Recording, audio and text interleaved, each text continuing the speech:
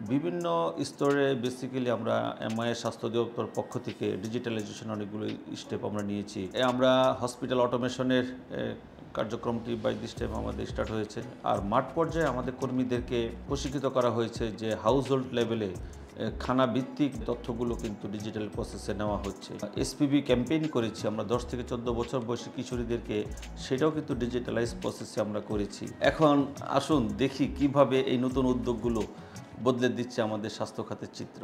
জন্ম মৃত্যু নিবন্ধনের জন্য নোটিফিকেশনটি পাঠাতে হয় হেলথ সিস্টেম থেকে। হসপিটালগুলোতে যতগুলো জন্ম হচ্ছে বা মৃত্যু হচ্ছে DHIS2 থেকে আমরা নোটিফিকেশনটি পাঠাচ্ছি জন্ম মৃত্যু নিবন্ধন কার্যালয়ের BDRS সিস্টেমে।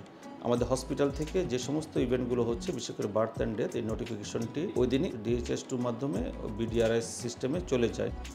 আর কমিউনিটিতে যেই জন্ম মৃত্যু হচ্ছে আমাদের স্বাস্থ্যকর্মী যারা আছে ওপেন SRP মাধ্যমে BDRS-এ ওনারা নোটিফিকেশনটি পাঠাচ্ছেন। জাতীয় স্বাস্থ্যসেবায় দ্রুত এবং সহজতর স্বাস্থ্যসেবা প্রদানের লক্ষ্যে বর্তমানে স্বাস্থ্য অধিদপ্তর পরিচালনা করছে 1/63 কল সেন্টার। প্রতিদিন গড়ে 6000 থেকে 7000 কল গ্রহণ করা হয়, যার মাধ্যমে চিকিৎসা পরামর্শ, অ্যাম্বুলেন্স চাহিদা এবং স্বাস্থ্য সংক্রান্ত অন্যান্য তথ্য সেবা প্রদান করেন রেজিস্টার্ড চিকিৎসকগণ। শুধুমাত্র মোবাইলের স্ট্যান্ডার্ড কল রেটেই এই সেবা দেওয়া হয়ে থাকে। স্বাস্থ্য অধিদপ্তরের অধীন প্রায় 235টি হাসপাতালে বর্তমানে টেলিমেডিসিন সেবা চালু আছে। এই টেলিমেডিসিন সেবার মাধ্যমে বিশেষজ্ঞ চিকিৎসকের সেবা পাওয়া যায়। ধরুন একজন ব্যক্তি উপজেলা হেলথ কমপ্লেক্সে চিকিৎসা নেওয়ার জন্য এসেছেন, উনি অ্যাপয়েন্টমেন্টের মাধ্যমে বাংলাদেশের যে কোনো টার্সিয়ারি কেয়ার হসপিটাল থেকে বিশেষায়িত চিকিৎসকের সেবা নিতে পারবেন। ডাক্তার সাহেব, রোগী কি কি সমস্যা নিয়ে আসছে একটু বলেন তো বিস্তারিত।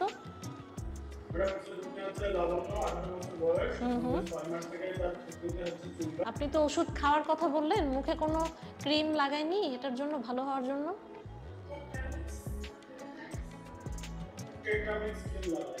আর ছবিটা একটু দেন তো ওনার।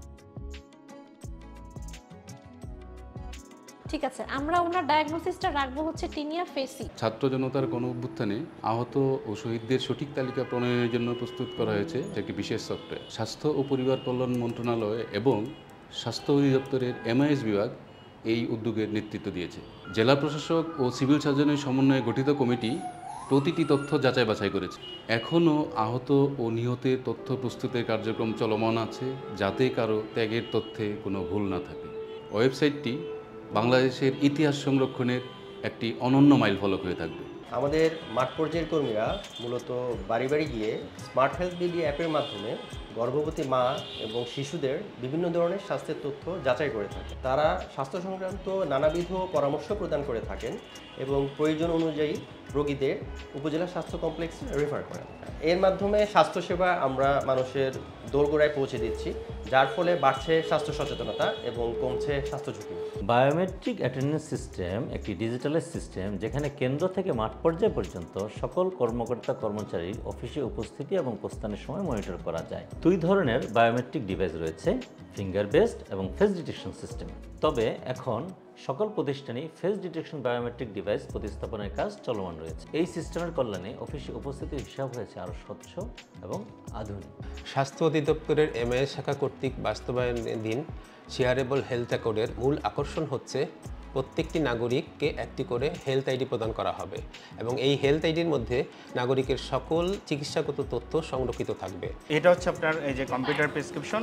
পরবর্তীতে আপনি মনে ভুলে যদি প্রেসক্রিপশনটা না নিয়ে আসেন, এই আইডির নাম্বারটা মনে রাখবেন। এটা নিয়ে আসলেই আপনি কী কী ওষুধ খেয়েছেন আপনার হিস্ট্রি সব আমাদের এখানে আপনি খুঁজে বের করা যাবে। নাগরিক তার এই হেলথ আইডির মাধ্যমে তার চিকিৎসাগত তথ্য এক হাসপাতাল থেকে আরেক হাসপাতালে নিয়ে যেতে পারবে, তাকে কোনো ম্যানুয়াল ফাইল বহন করতে হবে না। আচ্ছা, রিপোর্ট হারিয়ে গেলে কি কোনো সমস্যা আছে?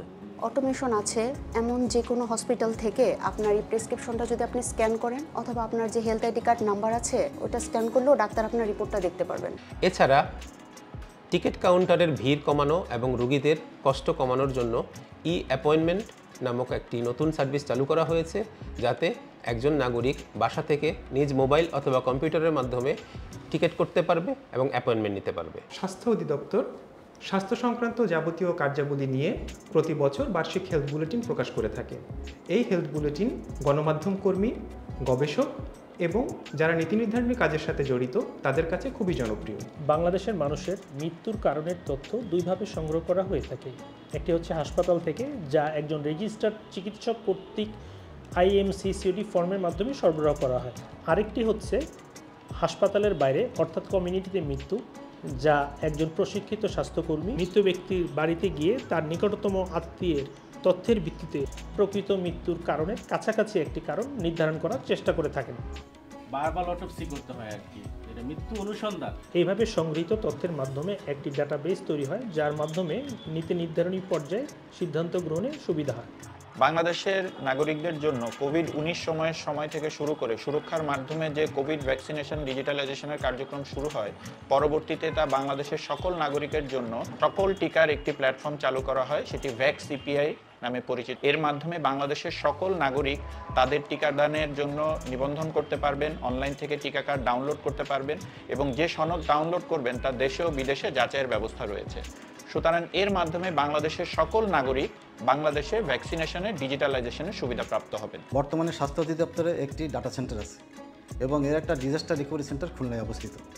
এই ডাটা সেন্টারে 450টির বেশি সার্ভার চালু আছে। স্বাস্থ্য অধিদপ্তরের একটা রিয়েল টাইম মনিটরিং ড্যাশবোর্ড আছে। এই ড্যাশবোর্ডের মাধ্যমে routine service data, telemedicine data, call centre data, human resource information data, vaccination data নিয়মিতভাবে রিয়েল টাইম প্রদর্শিত হচ্ছে।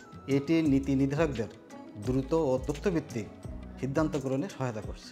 রুটিন হেলথ ইনফরমেশন সিস্টেমের জন্য লার্জেস্ট যেই প্ল্যাটফর্মটি আমরা ব্যবহার করি সেটা হলো DHIS2। DHIS2 প্ল্যাটফর্মটি বেসিক্যালি বিশ্বের 80টি কান্ট্রিতে এটা ব্যবহৃত হচ্ছে। আমাদের দেশে গত বছর প্রায় 78 লক্ষ পেশেন্ট পাবলিক হসপিটালগুলো আছে বা সরকারি হাসপাতালগুলোতে ভর্তি হয়েছিল। এই 78 লক্ষ পেশেন্টের তথ্য ইন্ডিভিজুয়ালি আমাদের এখানে DHIS2তে আছে। আমরা প্রত্যেকটি প্রতিষ্ঠানকে বিভিন্ন রকমের IT ডিভাইস আমরা ডিস্ট্রিবিউট করে থাকি। স্বাস্থ্য অধিদপ্তরের পক্ষে MIS থেকে এগুলো ডিস্ট্রিবিউট করা হয়ে থাকে। এটা ন্যাশনাল ইনস্টিটিউট থেকে শুরু করে একদম কমিউনিটি ক্লিনিক পর্যন্ত এখন হিউজ নাম্বার অফ যেই ডিভাইসগুলো ডিস্ট্রিবিউট করা হয় সেগুলোকে ট্র্যাকিং করার জন্য আমাদের ICT ইকুইপমেন্ট ম্যানেজমেন্ট সিস্টেম আছে।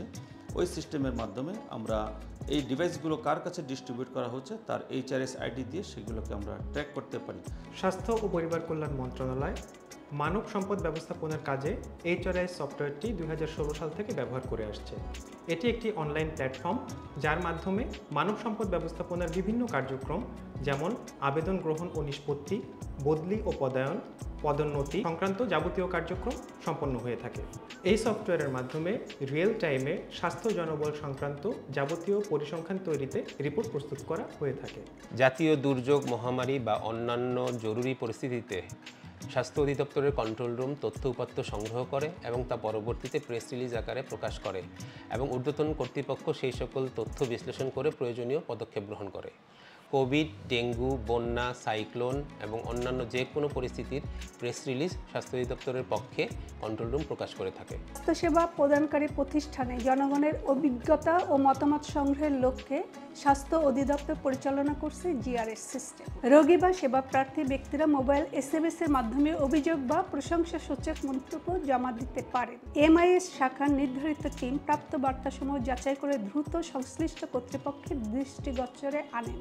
এই উদ্যোগ স্বাস্থ্যসেবার গুণগত মান উন্নয়নে গুরুত্বপূর্ণ ভূমিকা রাখছে। সো এগুলো হলো মানে কন্টিনিউয়াস একটা প্রসেস। আমরা চেষ্টা করছি স্বাস্থ্য অধিদপ্তরের পক্ষ থেকে, স্পেশালি MIS এবং MIS-এর সেই টেকনিক্যাল নো হাউ আছে, সে তার বিজনেস প্রসেসগুলো বাংলাদেশের হেলথ সিস্টেমের টোটাল বিজনেস প্রসেসটি তার করাতে আছে। সো এই জন্য এই বিজনেস প্রসেসটি ইউজ করে কিন্তু বেসিক্যালি আমরা এগিয়ে যাচ্ছি।